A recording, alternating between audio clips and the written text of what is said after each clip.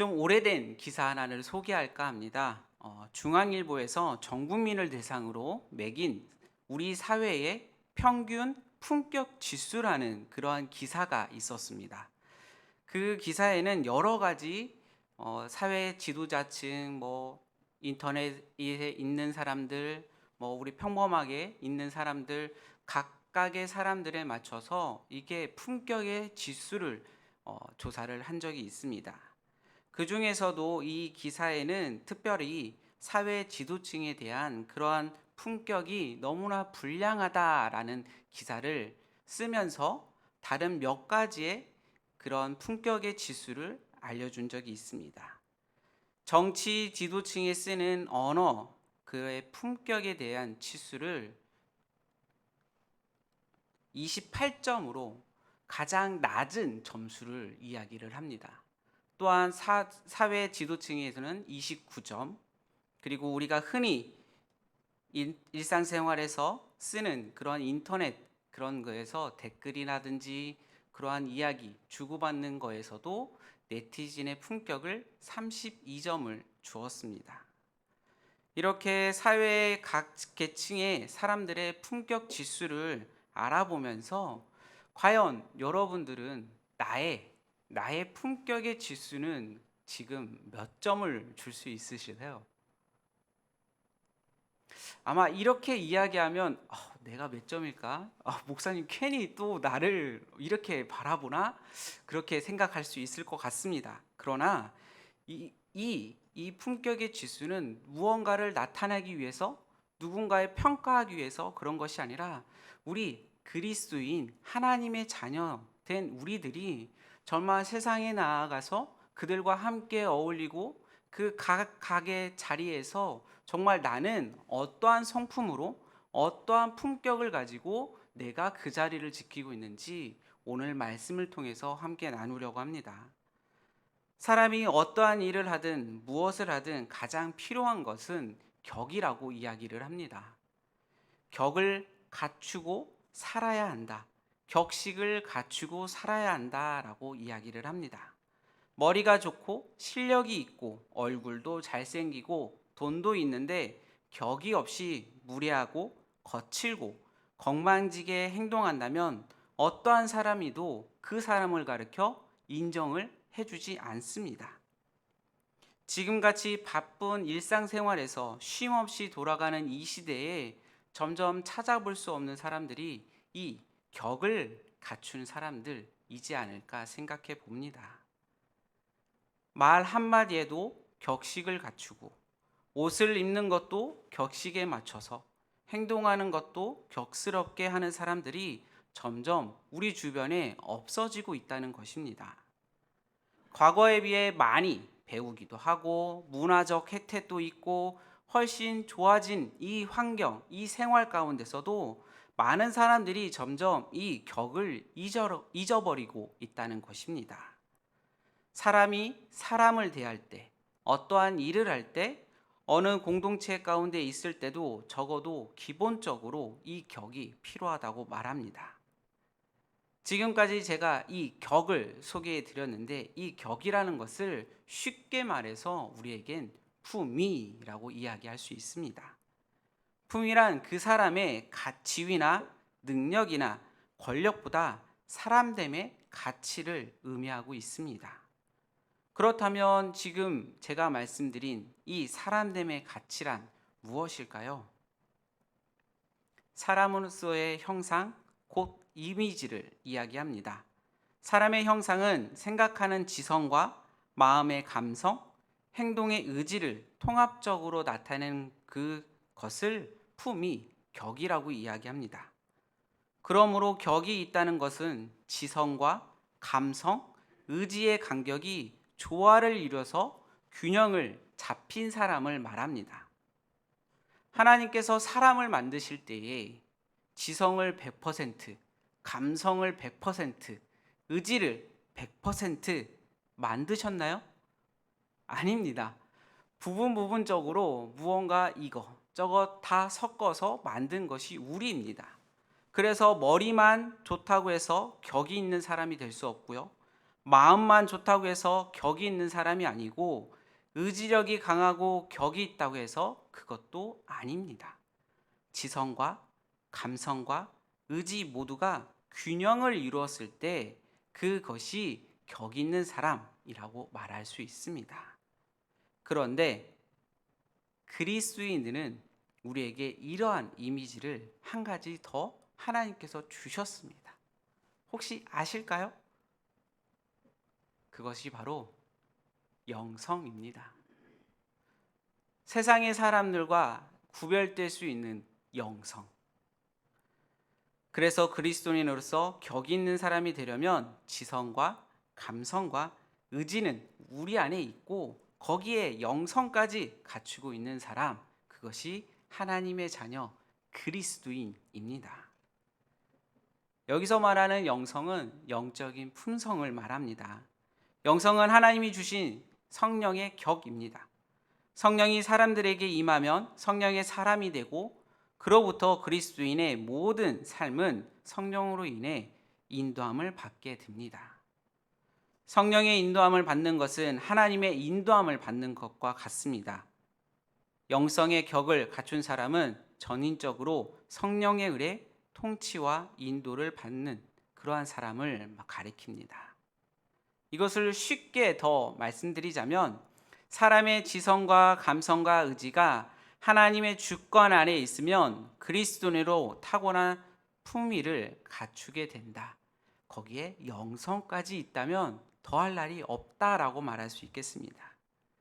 그렇다면 그리스도인으로서 하나님의 일을 교회의 사역을 할 때 품위 있게 한다는 것은 어떤 것인지 우리 한 가지 한 가지씩 살펴보겠습니다. 교회는 사람들이 예배를 드리는 장소만 가리키는 것이 아닙니다. 교회는 사람들이 모여서 성도 간의 성도들이 모여서 일을 하도록 함께 공동체를 세워 사역을 하도록 되어 있습니다. 그러나 교회의 일이나 내가 맡고 있는 사역을 할 때 서로 상처가 될 수 있고 문제의 소용돌이 속에 고통을 주고받기도 합니다. 그러한 모습을 잘 나타내고 있는 것이 오늘 말씀에 있는 이 고린도 교회가 그것을 대표적으로 말씀합니다. 사람마다 하나님의 일, 자신의 주어져 있는 그 사역을 열심히 하는데 교회 전체나 하나님 나라를 위해서 유익을 주는 것이 아니라 지금 이 고린도 교회는 그 유익이 깨져 있고 오로지 나를 생각하고 있는, 내가 높아지고 내가 더 잘났고 내가 더 힘있고 내가 나야, 나를 나타내는 그러한 교회가 지금 고린도 교회입니다. 그러한 이유로 믿음이나 열심이나 능력이나 은사를 사용할 때 그것이 골고루 균형을 잡혀 있는 것이 아니라 서로 분열되고 시기와 질투가 있는 곳이 이 고린도 교회입니다.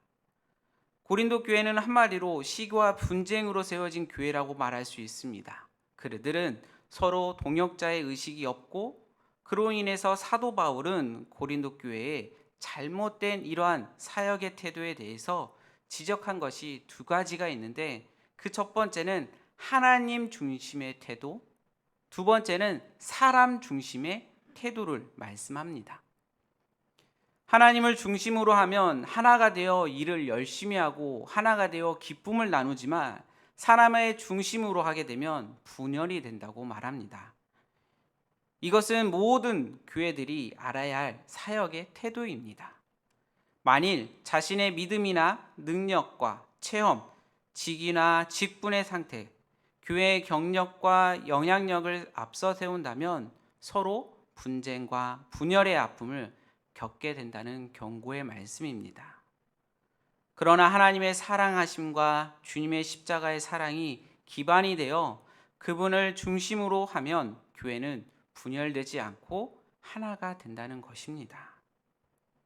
만일 사람의 영광이 하나님의 영광보다 드러나게 될 때 고린도 교회의 증상처럼 그대로 오늘날의 우리의 교회도 재현될 수 있습니다. 품위를 잇는 교회의 모습은 사람들이 사랑과 이해와 용서 대신 서로 시기와 분열하는 것입니다. 오늘 본문의 한 구절이 교회의 공동체, 목장 공동체가 명심해야 될 중요한 품위에 대한 말씀을 하고 있습니다. 성전이 성정다워지는 것, 교회가 교회다워지는 것은 그 품위를 잃지 않는 것입니다. 사도 바울은 우리 자신을 지켜 우리를 가리켜서 성전이라 말합니다. 바울이 교회라고 말하지 않고 성전이라 표현한 것은 성전의 제1 의미가 하나님에 의해 거룩하게 구별된 곳이라는 것입니다. 만일 교회가 거룩하지 않거나 구별됨이 없는 세상에 있는 건물들 중에 하나일지라도 교회가 품위를 잃지 않고 격이 상실되지 않는 이유는 거룩성과 구별성이 있기 때문에 그렇습니다. 그래서 우리는 이렇게 고백을 합니다. 나는 성전입니다. 나는 성전이다 라고 정말 회복돼야 될 이 고백의 말씀을 할 때 우리는 나는 성전이 될 수 있습니다. 교회에 대해 말하기 전에 나 자신이 성전인가에 대해 돌아봐야 된다는 것입니다. 성도 한 사람 한 사람이 성전이 되어 있으면 우리 교회 전체도 성전인 것입니다.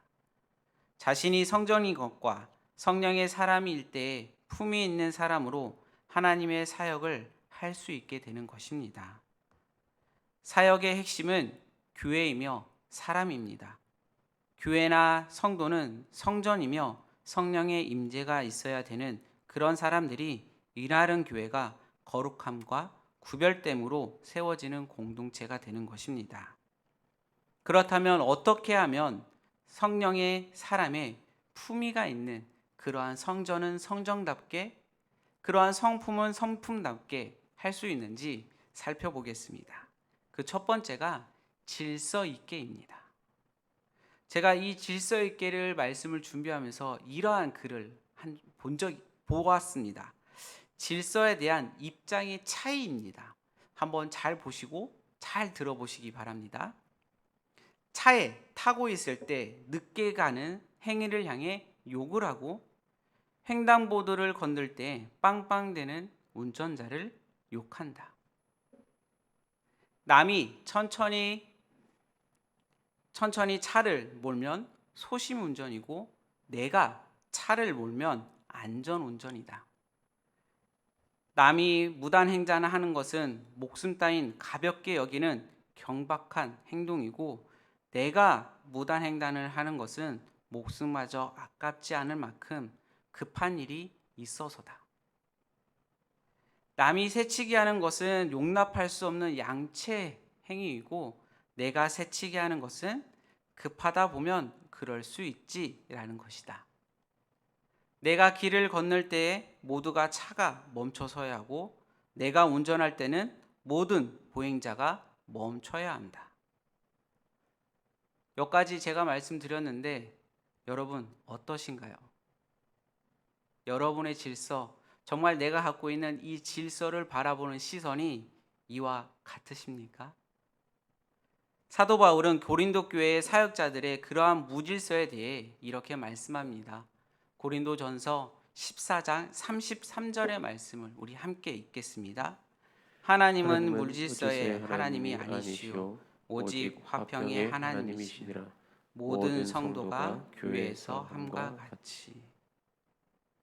교회는 어떠한 일을 하든 먼저 질서를 지켜야 한다는 것입니다. 그리고 질서 있게 사역하는 태도를 가져야 한다는 것입니다. 일을 한다고 하면서 혹 무례하게 행동하지 말아야 하며 지킬 것은 반드시 지켜가며 말하는 것이나 일하는 태도나 그것 또한 마찬가지입니다. 교회가 격이 있게 교회가 되려면 질서 안에서 세워져야 한다는 말씀입니다. 품위는 질서를 지키는 사람들에게 나오는 것입니다. 두 번째로는 존경입니다. 품위 있게 사역한다는 것은 서로에게 존경하는 마음을 갖고 있는 것입니다. 사도 바울은 교회들마다 부족한 공통적인 의식이 있다고 말합니다. 그것은 서로 존귀하게 여기는 마음입니다. 오늘의 사회나 교회에서 상대방을 소중히 여기고 존귀성이 점점 사라지고 있다고 말합니다.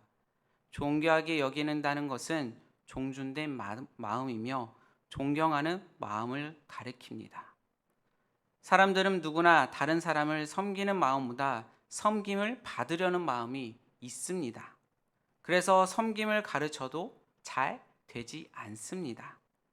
기도하라고 하면 잘할 수 있습니다. 예배를 드리자고 하면 드릴 수 있습니다. 봉사하자고 하면 그렇죠. 잘하십니다. 그러나 섬기자라고 말하게 되면 다들 한 번쯤 생각해 봅니다. 그만큼 이 섬긴다는 것은 어렵다고 말합니다.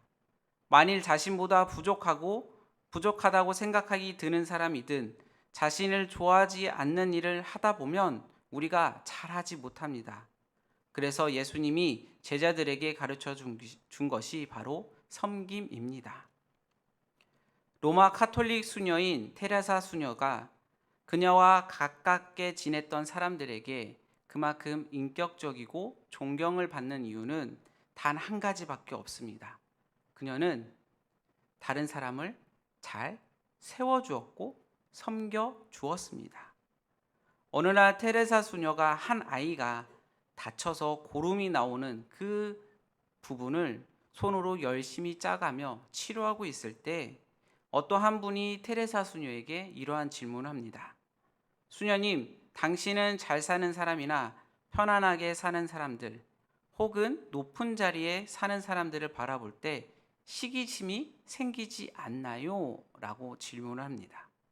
그러면서 당신은 지금 이 삶에 만족하고 있나요? 라고 말할 때에 테레사 수녀는 이렇게 이야기를 합니다. 허리를 굽히고 섬기는 사람에게는 위를 쳐다볼 수 있는 시간이 없습니다.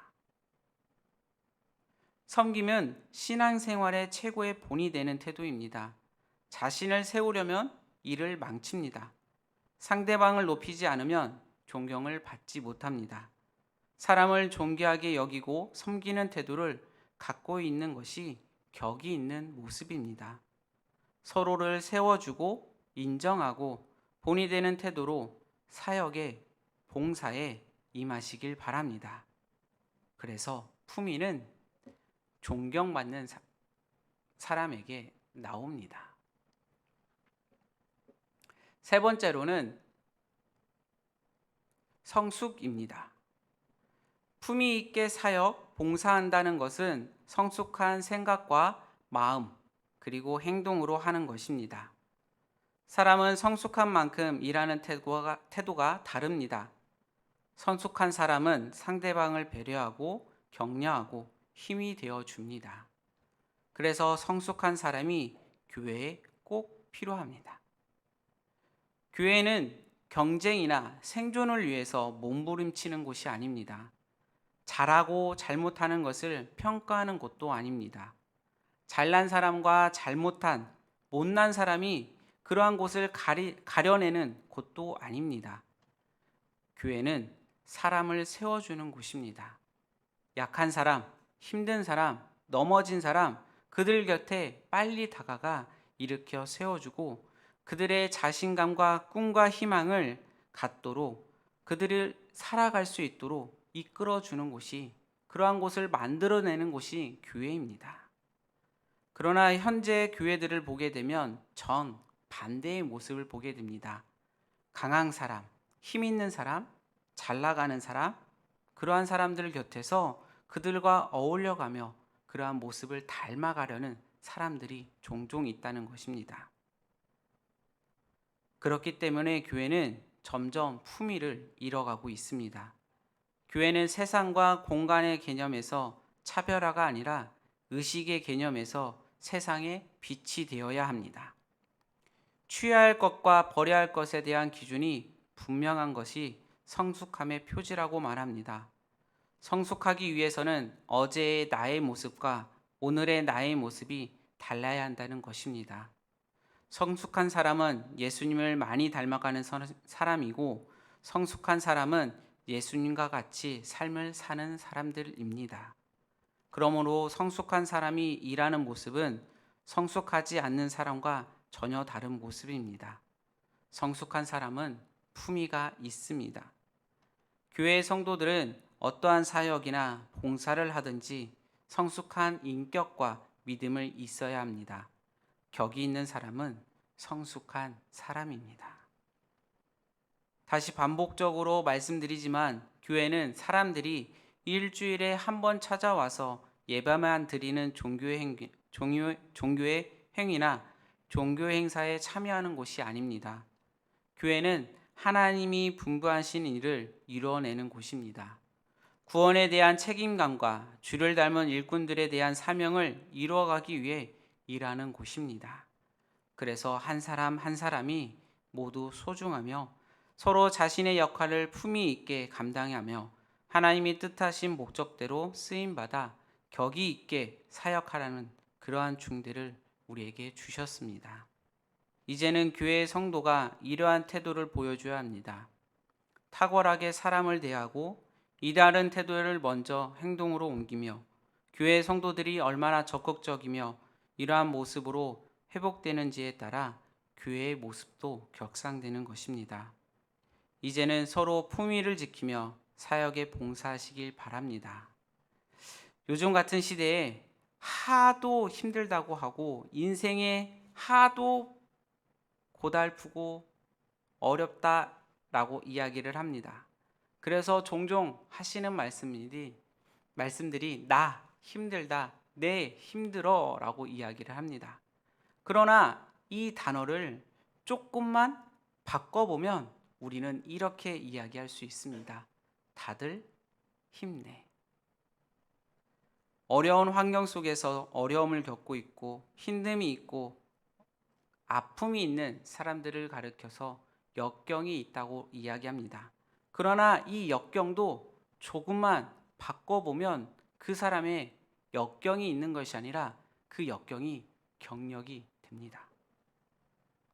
스스로 목숨을 끊는 사람들이 있지만 그리고 그 사람들을 가리켜서 자살이라고 이야기할 수 있지만 이것을 조금만 바꿔보면 그들에게 용기를 줄 수 있고 희망이 줄 수 있습니다. 살자. 이러한 이야기를, 이러한 믿음을, 이러한 품위를 갖고 그들에게 함께 나가야 됩니다.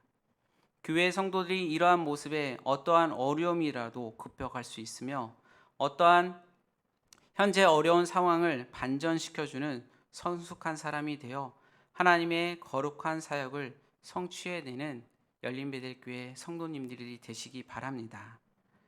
그리스도인이 있는 곳은 희망이 있습니다. 그것은 임마누엘의 역사가 나타나기 때문에 그렇습니다. 그래서 교회가 된 그리스도인들은 어딜 가든 희망의 노래를 부르며 수많은 이들의 내일의 희망이 되어줍니다. 그러므로 지금 같은 이 시대에 필요한 교회는 거룩한 교회, 거룩한 성도, 그것을 가르쳐 나입니다. 우리 모두 이 사명을 가지고 이루어내시는 열린베델교회 성도님이 되시기 바랍니다. 기도하시겠습니다. 사랑의 하나님, 내가 거룩하니 너희도 거룩할지어라. 하나님의 말씀을 좇아 스스로 정결성을 잃지 않는 삶이 되도록 축복하여 주시옵소서. 오늘의 말씀을 생각하며 품격 있는 성도로 승리하는 삶이 되게 하여 주시고 오늘도 이 말씀을 기억하며 우리가 삶에서 그것을 나타나게 하여 주시옵소서. 사랑이 많으신 예수님의 이름으로 기도드립니다. 아멘.